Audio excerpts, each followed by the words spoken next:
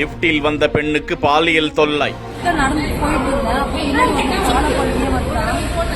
Follow பண்ணியே வந்தான். வந்துட்டு லிப்டுக்கு கை பிடிச்சி விட்டான். நான் திரும்ப தட்டி விட்டு மீறி விட்டு தப்பி ஓடிய நபர் யார்? ஒரு லேடி அது மாதிரி தான் பண்ணிருக்காங்களா இங்க. அவன் வந்து பாத்துருக்கான். அப்பவே பிடிச்சிருப்பான்ல. அவங்க எவ்வளவு பேர் வீட்டு வேலை செய்தாலும் வராங்க, இங்க வேற எதுவும் வராங்க. கண்ணீரோடு சென்று புகார் அளித்த அவலம்.